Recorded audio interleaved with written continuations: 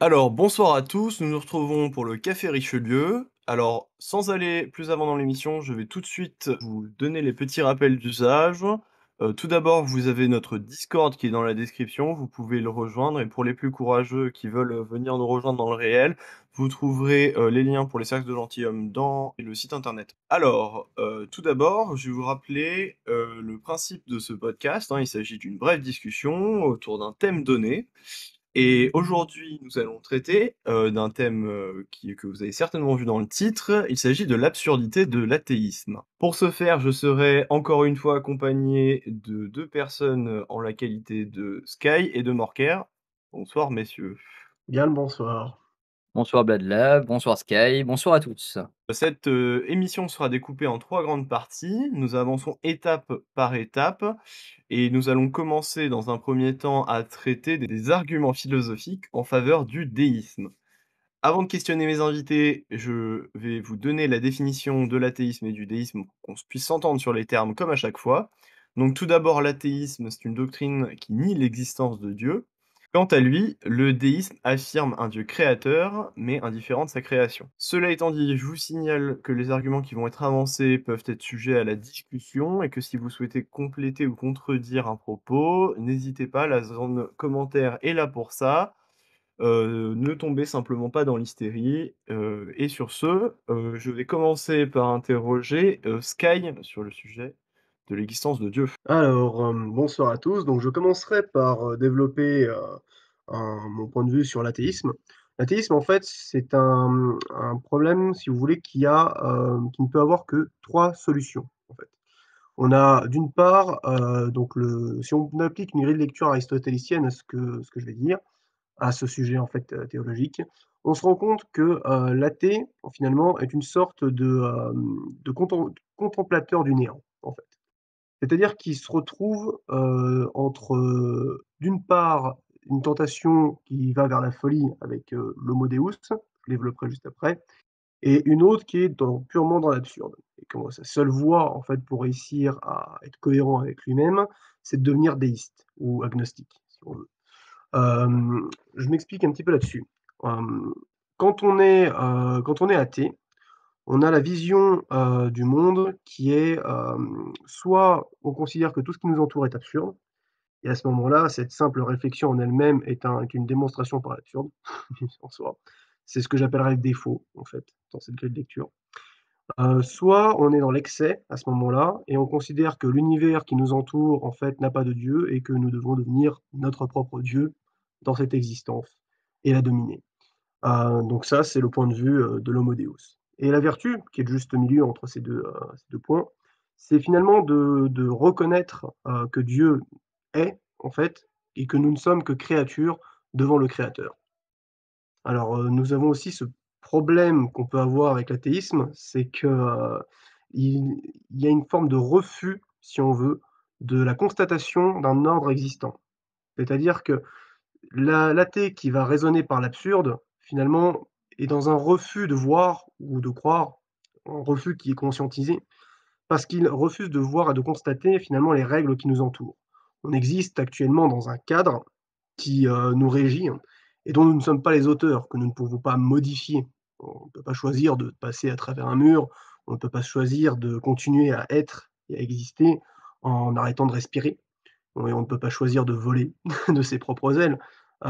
Tout cela sont des règles qui sont inhérentes et qui sont inhérentes à l'existence et qui sont, prémices, hein, bah, qui sont précurseurs, en fait, si vous voulez, qui existaient avant l'existence. Ce qui témoigne, en fait, d'une volonté ordinatrice, si on veut.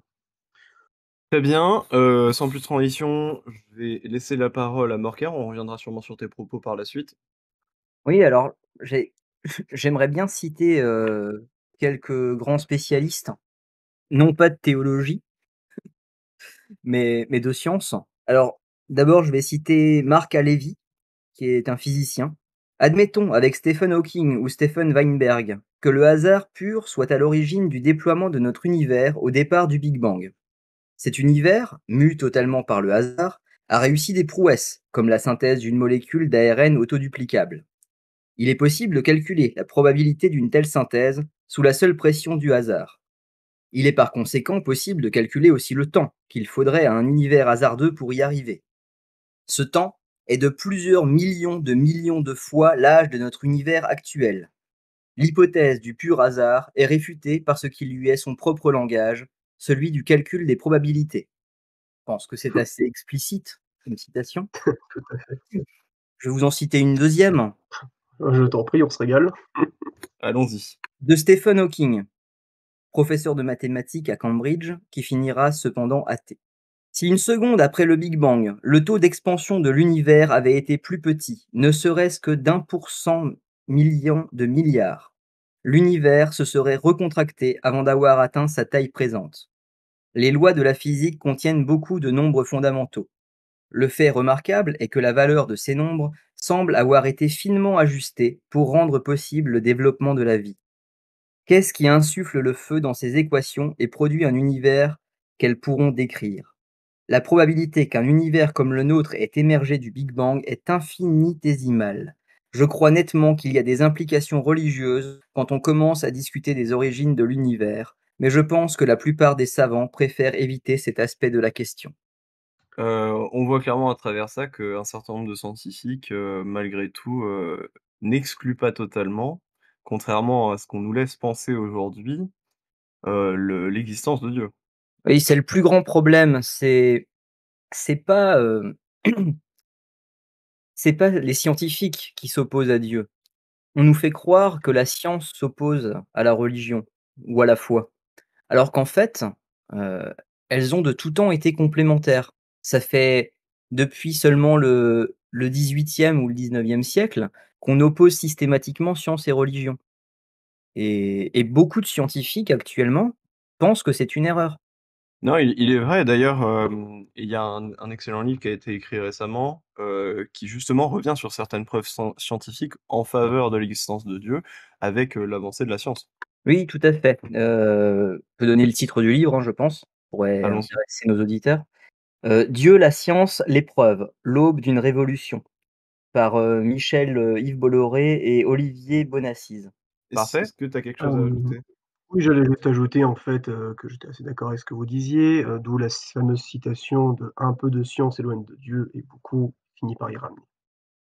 Très bien. Avant d'échanger un petit peu, j'aimerais quand même apporter quelques éléments à cet ensemble, et pour ce faire, j'aimerais parler, d'un argument philosophique, qui est développé par, saint Thomas d'Aquin.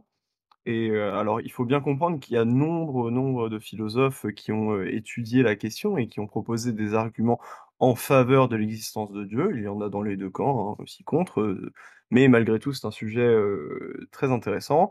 Et je vais vous parler, brièvement du principe de contingence, qui a été notamment repris par des philosophes, plus récents. Il y a beaucoup de débats dans les sphères anglo-saxonnes, un peu moins en France. Donc le principe de contingence, si je devais le résumer brièvement, mais bien entendu, je vous laisserai découvrir, par vous-même les philosophes récents qui en parlent ou, les textes de saint Thomas d'Aquin.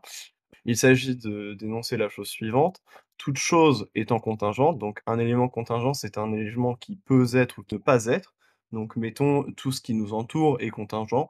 La table sur laquelle va reposer, le micro, avec lequel je vous parle. Les êtres humains eux-mêmes sont contingents. La matière, les éléments qui nous entourent ne dépendent pas d'eux-mêmes. De ce fait, on peut en conclure à l'existence d'un être qui est non contingent, c'est-à-dire que cet être est par essence, donc il n'a pas de début et il n'a pas de fin. Pour mettre en place cette suite d'éléments qui peuvent être ou ne pas être, il faut un élément qui ne l'est pas, c'est-à-dire qui par essence est. Sinon ce début ne serait pas possible et cet Oui. élément mène à penser que, l'être qui est à la source de toute chose, qui est un être qui est par essence, donc qui est non contingent, est Dieu.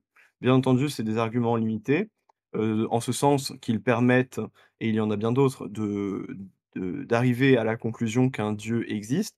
Alors, c'est pour ça qu'on a parlé de déisme en introduction, c'est-à-dire que ces arguments vont mener vers des visions déistes. C'est des dieux, non interventionnistes.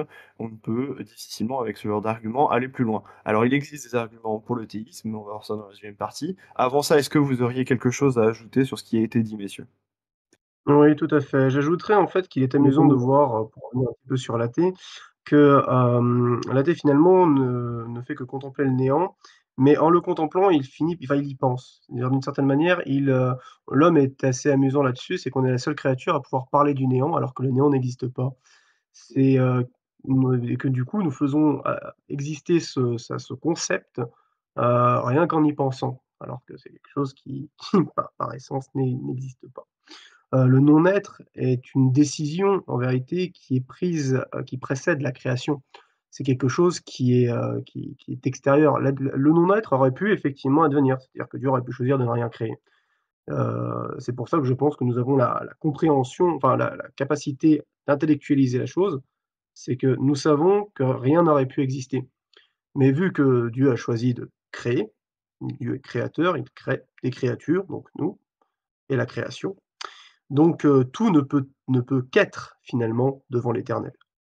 Il est vrai. Merci à vous d'avoir exposé vos visions concernant la première question de cette émission. Alors, nous avons vu donc certains arguments logiques qui allaient en la faveur de l'existence de Dieu. Seulement, catholiques que nous sommes, il nous faut pousser la réflexion pour aller plus loin et développer des arguments en faveur du théisme. Alors que je vais, bien entendu définir. Le théisme affirme un Dieu créateur et interventionniste. Voilà la définition. Dans notre cas, nous allons nous concentrer sur la religion catholique et ce qu'elle nous enseigne. Commençons, par, Sky. Très bien, merci. Alors, tout d'abord, je ferai une distinction entre Dieu, la foi et la religion. Dieu, est un principe, principe là qui est la cause première de toute l'existence et l'accession à la connaissance de ce principe, en fait, se fait par la croyance. Finalement, c'est une accession, enfin, on arrive à cette compréhension par l'intelligence. C'est une, constatation, si on veut. Après raisonnement, hein, donc après, avoir philosophé sur la question, la foi, a un rapport à finalement un état de grâce qui nous est donné, à une conviction profonde, une forme de certitude viscérale de que quelque chose existe et finalement est à l'origine de notre création. Et la religion, a plus un rapport alors, un rapport d'organisation en fait de la foi des individus, dans le but de mener les peuples vers le salut, un salut collectif. Donc la religion a un rôle qui, à une certaine mesure, toute gardée, a un rôle un peu plus politique que, la croyance ou que la foi. Très bien, très bien. Dans ce cas-là, on va, demander à Morker, son avis sur la question. Alors sur le théisme, heu et j'imagine qu'on va parler, principalement, de la religion catholique. Sur le principe du théisme, heu, les preuves de la révélation et de l'existence de Jésus-Christ sont quand même, assez nombreuses. Je pense qu'on pourrait, faire plusieurs thèses sur le sujet.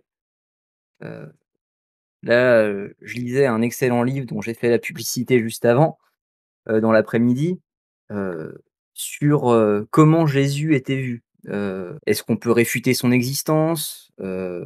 Qui est-il? Pour qui? Et cetera, les différentes visions et les arguments, qui démontent, un à un, qu'il n'a jamais existé.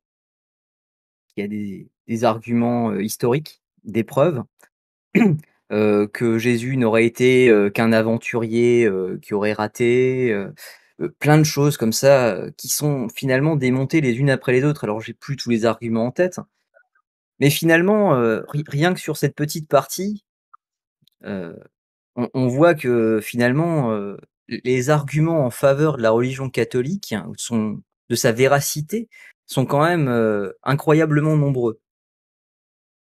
Alors, est-ce que, ça suffit à convertir des gens qui ne veulent pas croire? Il n'y a de pire aveugle que celui qui ne veut pas voir, mais il n'y a de pire croyant que celui qui ne veut pas croire. Mais en tout cas, des preuves, il y en a. Il suffit de les voir, de les découvrir et de faire fonctionner, son intelligence, son cœur aussi, mais son intelligence en premier, je pense. Il y a plusieurs preuves et plusieurs, démonstrations qui mènent à la religion catholique.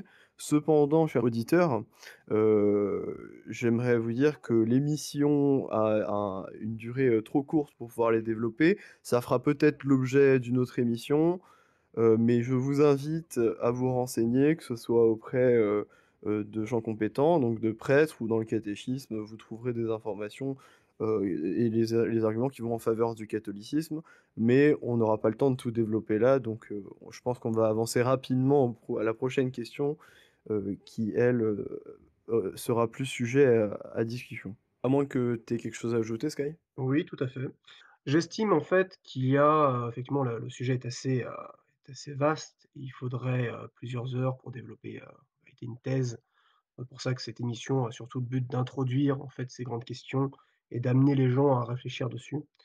Je dirais toi ceci, c'est que je pense qu'il y a 2 chemins pour accéder en fait au théisme, pour en comprendre les arguments. C'est par l'acceptation de la révélation ou par la raison. La révélation est d'ordre théologique, ce n'est pas ma matière à traiter et je me bornerai à rester sur les expressions philosophiques que je connais. Je peux dire que les écoles aristotéliciennes, platoniciennes et stoïciennes, en l'occurrence pour, les stoïciens, je parle d'Épictète, s'accordent tous sur la fin dernière de l'homme, qui ne peut être que le bonheur. Pour qu'il y ait bonheur, il faut, vivre dans l'amour et dans un amour qui ne s'arrête pas, dans un amour qui soit éternel, ininterrompu. Hem, si on fait un éventail des religions que l'on connaît, on se rend compte que le christianisme est la foi qui se rapporte le plus au bonheur et à l'amour éternel qui précisément en fait, va vers l'éternel en fait. C'est un amour qui est partagé avec l'éternel, avec le principe. Dieu dit, «Je suis celui qui est, je suis l'Éternel, je suis le chemin, la vérité, la vie». C'est tout à fait vrai. Tu parlais de bonheur éternel, mais c'est exactement, le paradis, pour nous, catholiques. C'est la vision béatifique qu'on partage avec Dieu et son prochain. Donc nous avons pu étudier, depuis le début de l'émission, des démonstrations logiques en faveur de l'existence de Dieu, plus précisément dans la 2e question du catholicisme. Dans cette dernière partie, nous allons nous attarder sur des arguments plus matériels, social, en sa faveur. Pour ce faire, nous allons traiter du rapport entre le catholicisme et ce merveilleux pays qu'est la France. Eh bien, de mon point de vue, que l'on croit ou non, que l'on soit athée ou musulman, juif ou païen, personne en ce monde devant Dieu ou les hommes ne peut nier que la France est par nature chrétienne et profondément catholique. La cause première de la création de notre pays est la conversion de ses peuples et de ses dirigeants à la doctrine de l'Église. C'est cette combinaison de la révélation à la raison qui, portée par un peuple issu de 4 grandes civilisations, a bâti notre histoire et fait la gloire de la France. Si nous avons été une grande nation, le fer de lance de l'Occident, c'est parce que nos ancêtres ont transmis et maintenu à travers les âges nos traditions et nos coutumes, nos valeurs et notre foi.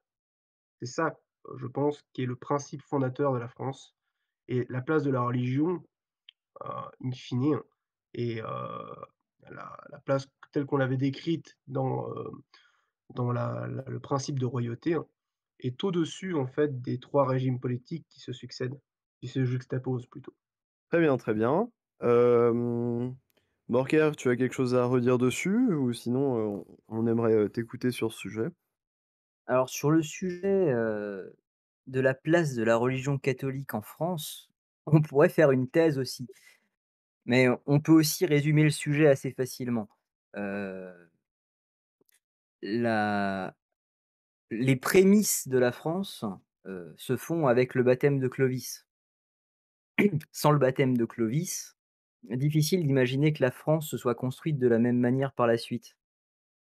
Alors oui, tout n'a pas toujours été rose, heu, sous la royauté, parce qu'aucun régime politique n'est parfait, je le conçois. Néanmoins, la religion catholique a permis, de mettre, des jalons, on va dire, d'encadrer, la direction politique que nos dirigeants ont pu prendre Je pense que ça a été quelque chose de très bénéfique, que ce soit, pour le peuple ou pour la grandeur du pays. On a affaire à quelque chose qui n'est pas seulement de l'ordre de la politique et qui n'est pas seulement de l'ordre du spirituel. On a en France une relation, très particulière à la religion. Nous sommes la fille aînée de l'Église, un pays qui a été, le premier à défendre la chrétienté, qui a été, un pilier civilisationnel en Europe. Donc on a quelque chose de politique avec cette religion qui a permis de seconder la royauté, qui a permis de gouverner certains endroits. Je pense, là tout particulièrement à l'évêché de Strasbourg, qui avait un grand pouvoir temporel. Mais on a aussi, quelque chose de plus transcendantal. Alors là, je pense à un autre livre que j'ai lu il y a quelques années, heu, qui s'appelle «Au moyen du Moyen Âge». Un livre qui traite, entre autres de et surtout d'ailleurs de philosophie médiévale et qui montre que finalement, d'un point de vue intellectuel ou spirituel, ces gens étaient très loin d'être des arriérés, non seulement, mais peut-être bien plus évolués que nous actuellement. Heu, je m'explique. Quand on a moins de choses matérielles, on est plus ouvert et plus à même de se tourner vers le spirituel, ou vers la philosophie, ou vers des choses, moins tangibles. On est plus ouvert à ça et peut-être qu'on les comprend mieux aussi. Je m'égare peut-être un petit peu pour revenir sur le Fais sujet donc, fais donc. pour me revenir sur le sujet, plus de la de la religion et de son lien avec la France. Heu, je pense j'essaye de me mettre à la place d'un individu, pas seulement à la place du pays. Heu, on est, dans un milieu où tout le monde vante la grandeur de la France, où beaucoup se vantent de connaître tous les dirigeants, les chefs d'armée et cetera et c'est très important et c'est très intéressant. Mais j'aime bien me placer du côté de ceux qui sont pas dans les livres d'histoire, des petites gens et souvent j'essaye de me mettre à leur place parce que finalement c'est sûrement ce que j'aurais été sous l'Ancien Régime et je me demande quelle spiritualité ils pouvaient avoir, quel était leur rapport à la religion? Parce que ça, c'est quelque chose qui touchait tout le monde, les grands comme les petits et dans ce livre, Au moyen du Moyen Âge, on on a une petite idée, on a une petite image, philosophique, de ce que pouvait être alors pas la vie du tout venant, mais déjà de la pensée, des lettrés au Moyen Âge, qui n'est généralement pas du tout enseignée, et en fait, ces gens ne pensaient pas du tout comme nous. C'est quelque chose qu'il faut savoir remettre dans son contexte, et peut-être que les petites gens, ils avaient un travail physique, ils labouraient la terre ou ils étaient artisans, mais à côté de ça, ils n'avaient pas, le confort moderne qu'on a actuellement et avec un moindre confort, une activité physique qui était dictée par les heures du jour, peut-être beaucoup plus de travail en été, mais aussi beaucoup moins en hiver. Heu, avec, plus d'une centaine de jours fériés par an, heu et des jours fériés dictés par la religion, ces gens devaient avoir une sensibilité, spirituelle, une sensibilité à leur foi qui devait être incomparable avec celle que nous, on peut éprouver aujourd'hui, même croyants. Heu, Me permet de rebondir sur ce que tu dis. oui, S On peut le constater d'ailleurs aujourd'hui, ce dont tu parles par rapport au matérialisme finalement, abondant dans lequel nous vivons. C'est la raison pour laquelle il y a beaucoup, de gens aujourd'hui qui essaient de vivre d'une manière minimaliste. On a affaire à cette espèce de mouvement d'exode vers la campagne où les gens veulent renouer avec la nature, avec, la terre. Ils ont tout à fait raison, c'est une façon de s'enraciner à nouveau. Et c'est cette recherche finalement de spiritualité qui les pousse à s'éloigner des villes, des centres urbains, du monde moderne en fait, qui et de préférer finalement une vie un peu moins confortable, mais un peu plus, paisible, spirituellement. si on oppose Dieu au matérialisme, finalement, heu, si on alors je peux prendre cette petite citation: «Dieu a créé l'homme pour qu'il le cherche». Finalement, est-ce que ces gens-là, J'imagine que ceux qui font un exode rural, sont pas tous croyants, mais est-ce que inconsciemment, quelque part, ils cherchent pas Dieu? Mais je pose ça là. Ouais, moi je pense que ça doit être le cas, hein. Je pense que c'est effectivement en tout cas, s'ils ne recherchent pas Dieu d'une manière consciente, ce qu'ils cherchent surtout, c'est à s'éloigner en fait de ce qui n'est pas Dieu, c'est-à-dire finalement la religion du matérialisme. J'ajouterais justement que la France, et la foi, pour répondre à la question principale, enfin la dernière question, sur la place de la religion, la France et la foi sont intimement liées. Et elles sont tellement liées finalement qu'aujourd'hui, avec la déchristianisation de notre peuple, on ne peut que difficilement parler de la France finalement, de son prin de du principe qu'est la France, mais bien de la République. C'est d'ailleurs pour ça que nos dirigeants saluent toujours ces 2 noms, «Vive la France, vive la République», hein, c'est bien, ils font la distinction concrète et réelle en fait entre ces 2 États. La République qui finalement n'est rien d'autre que la religion matérialiste de l'homo deus, avec sa propre genèse, ses propres tables de la loi, qui est finalement la la le les que sont finalement les droits de l'homme et du citoyen. A avec sa religion de la laïcité, plutôt. Oui, je dirais pas que c'est la religion de la laïcité, j'aurais un commentaire à faire là-dessus. C'est amusant en fait d'entendre la République parler de laïcité et d'expliquer que c'est la séparation de l'Église et de l'État. Laïque, déjà, c'est un mot chrétien, c'est pas un mot républicain. Ça détermine en fait que tu ne fais pas partie des ordres de l'Église et en cela, je suis assez d'accord, hein. La France est effectivement laïque, ça n'empêche pas d'être catholique. La France, elle est laïque, bah oui, elle a pas été ordonnée prêtre. À ce niveau-là, il y a quand même une certaine cohérence. En revanche, elle est catholique quoi qu'il en soit. De la même manière que moi, je suis un laïc, mais je suis catholique. À Voilà. à ceci près que C'est un petit peu le ça aussi. Et je terminerai juste en disant que, la séparation de l'Église et de l'État, elle était effective, sous la monarchie, sous la royauté et aujourd'hui, l'Église et l'État ne sont pas séparés. Au contraire, l'État domine l'Église en France. effectivement, à ceci près que, lors, du sacre, le roi a été ordonné évêque même. Oui, non, effectivement. Après, il y a cette particularité, en fait, du roi de France qui a un statut, ben, de par sa nature de lieutenant du Christ sur terre, a un statut qui est particulier par rapport au commun des hommes. On peut appeler un contrat directement signé, enfin un contrat si on peut appeler ça comme ça, un accord ou je saurais pas trouver le mot exact qui pourrait, déterminer ça, mais ça ne regarde que Dieu et le roi finalement. Borker, un dernier mot?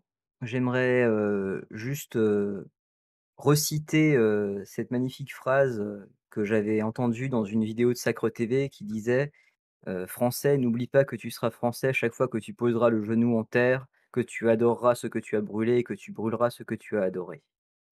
Oui, tout à fait. Pour, Très faire la bien. référence à la citation, que tu viens de faire, c'est, saint Rémy qui dit ça justement à Clovis. «Aime ceux que tu as brûlés et brûle ceux que tu as aimés». Pour lui signifier, d'abandonner ses dieux païens et d'épouser la foi chrétienne. Tout à fait. Sky, un mot de la fin? Eh bien, soyez forts dans les temps que nous vivons actuellement, hein. Ils sont ils sont ce qu'ils sont et nous sommes là pour relever les épreuves qui sont mises sur notre route. Défendez la foi catholique autant que vous le pouvez et incarnez-vous. Incarnez-vous en tant que royaliste et en tant que chrétien. Et si vous n'êtes pas royaliste ou chrétien, eh bien, faites ce que vous pouvez et devenez surtout des hommes honnêtes et vertueux. Parfait. Alors je rappelle juste, que les sujets que nous avons traités mériteraient des heures d'exposé comme nous l'avons dit. Voyez cette émission comme brève introduction, à ces sujets. Alors j'espère que vous aurez apprécié la qualité de l'audio, hein, que nous avons grandement amélioré, depuis la dernière fois. Avant de conclure, n'oubliez pas de nous rejoindre, je le répète, sur Discord et dans le réel. Vous avez les informations dans la description de la vidéo et pour nous rejoindre dans le réel sur le site internet et sur le Discord, vous aurez, toutes les informations qu'il vous faut. Pour ma part, je vais conclure avec, un «Soyez catholiques» pour cette émission. Au revoir.